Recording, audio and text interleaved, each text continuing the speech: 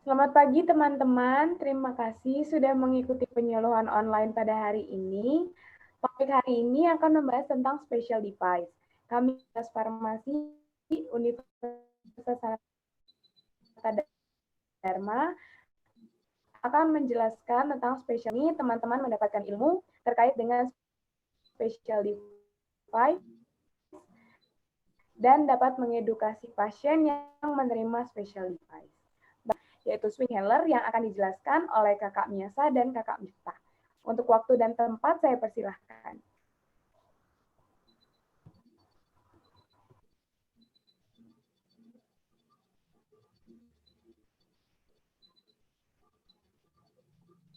Swing inhaler merupakan salah satu jenis dry powder inhaler yang merupakan alat penghantar serbuk kering ke dalam paru-paru untuk meredakan berbagai gejala yang disebabkan oleh gangguan obstruktif pernafasan seperti sesak nafas.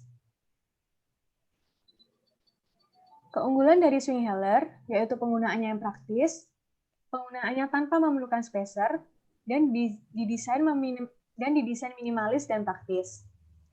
Sedangkan kekurangannya yaitu tidak dapat digunakan untuk pasien anak-anak di bawah umur 5 tahun dan pasien paru-paru lemah, tidak tepat untuk keadaan darurat, dan rentan terhadap lembab. Nah, di sini saya akan menjelaskan terkait cara penggunaan dari swing inhaler itu sendiri. Nah, pertama, teman-teman bisa melihat untuk gambar-gambar di bawah ini. Gambar-gambar di bawah ini merupakan step-step cara penggunaan swing inhalernya. Pertama saya akan jelaskan. Pertama sebelum digunakan, kita buka tutupnya dulu. Step pertama, terus kita kocok swing inhalernya seperti ini, ke atas bawah sebelum digunakan. Setelah itu, kita masuk ke tahap kedua, yakni tekan tombol di bagian kanan, sehingga bunyi klik. Setelah terbunyi klik, kita masuk ke tahap ketiga, yakni untuk memasukkan swing inhalernya ke dalam mulut. Jadi, masukkan ke dalam mulut. Sebelumnya kita mengatur napas terlebih dahulu agar napas kita lebih baik untuk atur napasnya. Terus masukkan ke dalam mulut, tarik napas, tahan napas 10 detik, lalu hembuskan. Setelah seperti itu, swing inhaler bisa di lap bagian ujungnya atau bagian mouth space-nya sehingga dilap menggunakan air hangat sehingga terhindar dari bakteri. Setelah itu baru diklik satu kali, setelah itu baru ditutup. Untuk dosis, jika kekurangan dosis, silahkan diulangi tahap 1 sampai dengan tahap 3. Setelah penggunaan disarankan juga kita mengkumur dengan air juga untuk mulut kita agar untuk sisa-sisa serbuk yang masih tersisa bisa hilang. Untuk selanjutnya ada contoh-contoh produk swing inhaler yang ada di Indonesia, ada Neptune swing inhaler, terus ada Obucort swing inhaler. Terus untuk penyimpanannya bisa disimpan di tempat kering, sejuk, terhindar dari sinar matahari secara langsung. Disarankan juga disimpan di kotak obat. Untuk info lebih lanjut bisa hubungi kontak kami di sini. Sekian dari swing inhaler, silakan dilanjutkan untuk presentasi selanjutnya.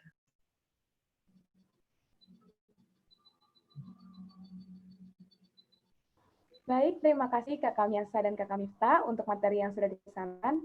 Untuk topik selanjutnya ada insulin pen. Untuk Kakak Chelsea dan Kakak Irena juga Kakak Yoga, waktu dan tempat saya persilahkan. Ya, terima kasih atas waktunya. Jadi, insulin pen sendiri itu merupakan alat kesehatan yang digunakan untuk pemberian insulin buatan ke dalam jaringan di bawah permukaan kulit. Nah, insulin pen sendiri memiliki kandungan berupa hormon insulin. Nah, insulin pen sendiri itu juga dipakai untuk pasien yang menderita diabetes mellitus dengan gejala kadar gula darah tinggi dalam urin, kemudian sering buang air kecil, sering merasa haus, sering merasa lapar, juga lemas, lesu, dan tidak bertenaga. Nah, siapa saja yang menggunakan insulin pen, itu pasien yang menderita diabetes mellitus tipe 1, DM tipe 2, pada pasien yang kurang efektif pada penggunaan obat oral antidiabetes, kemudian diabetes mellitus pada kehamilan, kemudian alergi terhadap penggunaan obat oral antidiabetes. Nah, untuk penyuntikan insulin pen sendiri, ada beberapa lokasi yang bisa digunakan, yaitu di perut, lengan, kemudian di paha atas. Nah, Bagian tubuh itu disarankan untuk lokasi penyuntikan karena mengandung banyak jaringan lemak yang mempercepat penyerapan insulin, serta mudah dijangkau ketika melakukan penyuntikan.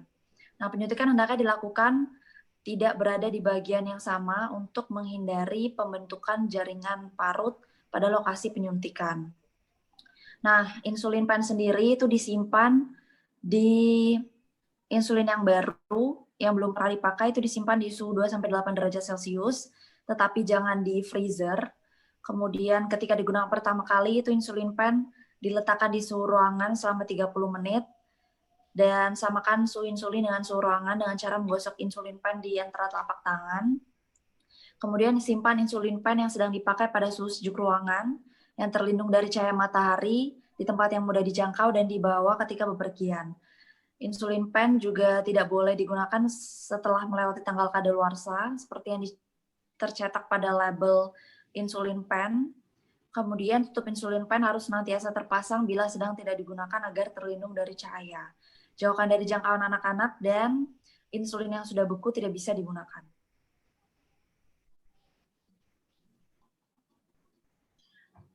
Cek. Selanjutnya, saya akan menjelaskan terkait dengan bagian insulin pen. Nah, untuk bagian insulin pen sendiri secara garis besar dibagi menjadi dua, yaitu bagian jarum dan bagian pen. Untuk bagian jarum sendiri secara berturut-turut dari kiri ke kanan, ada tutup luar, tutup dalam, mata jarum, dan segel pelindung jarum. Sementara untuk pen sendiri terdiri dari tutup pen, segel karet, wadah berisikan cairan insulin, penunjuk dosis, pemutar dosis, dan tombol penyuntikan. Selanjutnya, saya akan memperagakan kepada teman-teman terkait dengan cara penggunaan insulin pen. Teman-teman bisa sambil mencermati gambar yang ditunjukkan oleh Lilipet yang kita tampilkan berikut ini.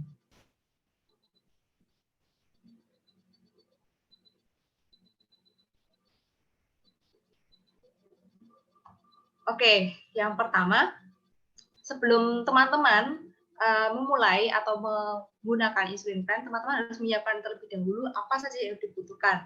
Tentu saja teman-teman membutuhkan insulin pen, kemudian jarum, kapas beralkohol, dan juga tempat sampah untuk membuang jarum. Nah, jangan lupa untuk memeriksa tanggal kadaluarsa serta warna dan kerjanya insulin.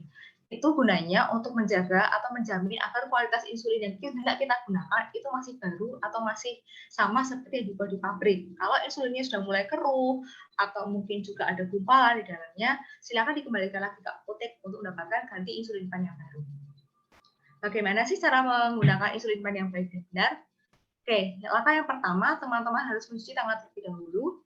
Kemudian juga kalau misalkan insulin pen tersebut belum digunakan sama sekali atau yang masih disimpan di freezer gitu ya, silakan teman-teman bisa letakkan di suhu ruangan selama 30 menit. Setelah itu bisa dibuka tutupnya gitu ya, dan disamakan dengan digulung-gulung seperti yang ada pada gambar. Kemudian juga untuk bagian yang akan dipasang oleh jarum itu dibersihkan terlebih dahulu dengan kapas beralkohol seperti ini, dibersihkan. Kemudian juga jarum yang akan digunakan itu dibuka atas pembungkusnya dan juga dipasangkan, dikentangkan gitu. Setelah itu tutup jarumnya bisa dibuka hingga mata jarumnya terlihat. Nah, langkah selanjutnya kita perlu mengecek apakah insulin pen tersebut bisa bekerja dengan baik atau tidak. Caranya, teman-teman cukup mengarahkan dalam posisi terkecil, mungkin sekitar 1 atau 2 unit seperti ini, kemudian disuntikkan tegak lurus ke arah udara. Nah, kalau teman-teman melihat ada cairan insulin yang keluar dari mata jarum tersebut, maka menandakan insulin pen tersebut dapat bekerja dengan baik. Tapi kalau misalkan tidak ada cairan yang keluar, berarti insulin pen tersebut kemungkinan sudah rusak dan perlu dikembalikan lagi ke apotek untuk teman-teman bisa mendapatkan insulin pen yang baru. Tuh. Setelah insulin pen bisa dipastikan bekerja dengan baik, silakan teman-teman mengatur dosis sesuai dengan resep dokter atau anjuran dokter. Misalkan 10 unit gitu ya. Diputar sampai menunjukkan angka 10.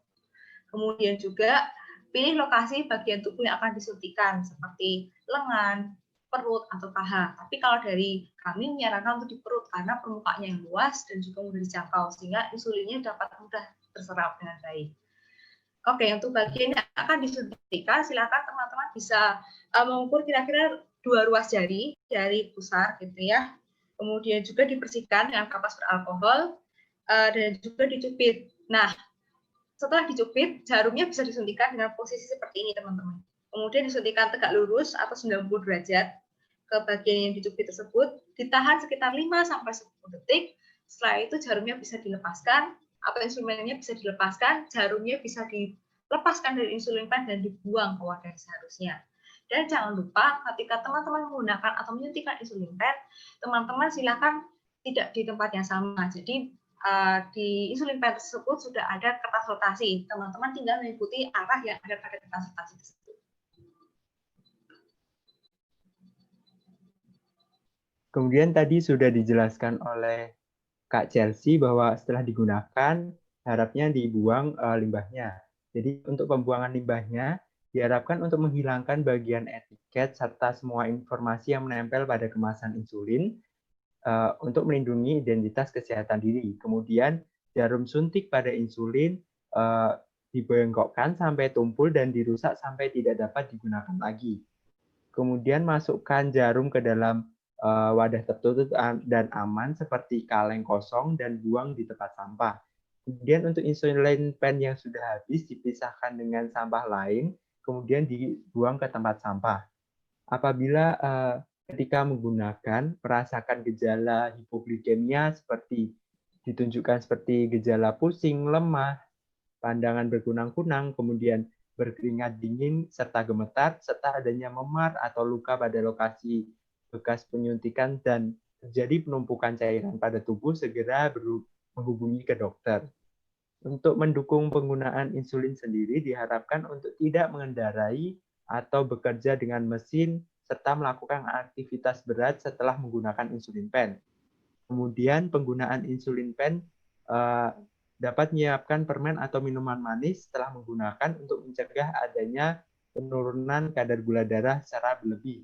Kemudian setelah penggunaan jarum insulin hanya dipakai sekali atau maksimal dapat digunakan 2-3 kali dan diganti dengan jarum baru apabila mulai merasakan sakit ketika proses penyuntikan. Kemudian diharapkan pasien juga rutin memeriksa kadar gula darah, pola makan yang sehat dan seimbang, serta mengkonsumsi makanan yang berserat, olahraga rutin 3-4 kali dalam seminggu, dalam seharinya minimal 30 menit sesuai kemampuan. Kemudian menghindari kebiasaan buruk kurang gerak serta patuh dalam pengobatan, sehingga diharapkan pengguna insulin dapat menambah pengetahuan setelah mengetahui melalui leaflet ini, dan serta meningkatkan informasi tentang insulin pen dan cara penggunaan insulin pen secara mandiri, sehingga diharapkan dapat meningkatkan kualitas hidup pasien diabetes mellitus. Sekian dari insulin pen, terima kasih. Baik, terima kasih Kakak untuk materi. Tentunya untuk materi berikutnya adalah tentang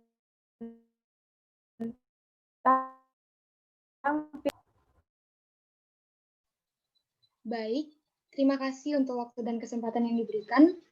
Saya akan menjelaskan tentang pil KB. Jadi, pil KB itu apa sih? Nah, pil KB itu adalah pil oral yang mengandung hormon-hormon yang berperan pada sistem reproduksi dari wanita, khususnya yang berkaitan dengan kontrasepsi, seperti estrogen dan progesteron. Nah, pil KB sendiri biasanya itu berisi kombinasi dari estrogen dan progestin atau hanya progestin. Untuk manfaat dari pil KB sendiri, pil KB sendiri ini meningkatkan keteraturan siklus dari menstruasi pada hari Minggu pertama setelah siklus menstruasi dimulai. Nah, wanita yang harus diinstruksi itu harus menggunakan kontrasepsi kedua. Biasanya itu menggunakan kondom untuk 7 hari setelah inisiasi untuk mencapai efek maksimum. Gimana sih kalau misalkan lupa untuk minum pil KB? Nah, misalkan terlewat untuk minum pil KB, satu pil KB, maka harus minum tablet segera mungkin ketika teringat dan dilanjutkan pemakaian sisa pil KB sesuai dengan resep yang telah dianjurkan oleh dokter. Biasanya sih tidak terjadi kontrasepsi non-hormonal tambahan, tetapi jika terlewat 2 atau lebih tablet secara berurutan, maka harus mengkonsumsi satu tablet segera mungkin ketika teringat atau menghentikan penggunaan sisa pil KB. Setelah itu melanjutkan penggunaan pil KB sesuai dengan dosis yang sudah diresepkan oleh dokter. Lalu melakukan konsultasi untuk penggunaan kontrasepsi non hormonal tambahan sampai pil itu diminum pada hari yang berurutan. Nah, jika pil terlewat untuk diminum pada minggu terakhir, maka abaikan saja pil placebo dengan cara menghabiskan pil yang mengandung hormon, lalu dimulai penggunaannya. Nah, setelah itu melakukan konsultasi untuk penggunaan kontrasepsi non hormonal tambahan sampai pilnya itu selesai diminum 7 hari berturut-turut. Nah, berikutnya, apakah pil KB menurunkan kesuburan? Jelas tidak ya teman-teman. Jadi, tidak ada bukti ilmiah yang menyatakan bahwa penggunaan pil KB akan menurunkan kesuburan.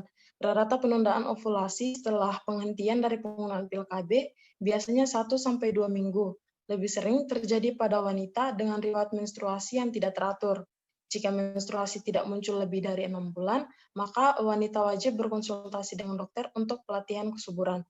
Nah, pil KB sendiri dikontraindikasikan pada wanita dengan kondisi trombosis dalam penyakit stroke atau serangan jantung, masalah organ hati yang parah, migrain, berumur 35 tahun ke atas dan merokok, memiliki kanker payudara, memiliki perdarahan dari vagina yang tidak wajar, memiliki penyakit hipertensi, kemudian diabetes, kolesterol tinggi, obesitas dengan nilai BM lebih dari 25, kemudian kesulitan dalam bergerak seperti setelah pembedahan. Nah, efek samping pil KB sendiri itu seperti nyeri payudara, perubahan suasana hati, mual,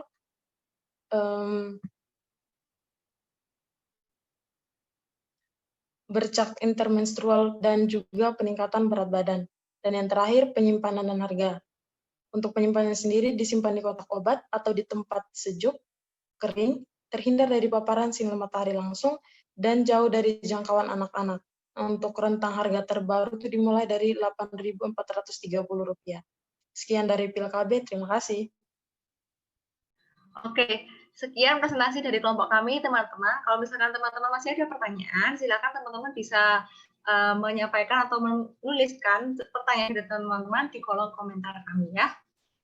Terima kasih atas kesediaan teman-teman dalam menonton video tentang penggunaan spesialitas di kelompok kami. Terima kasih.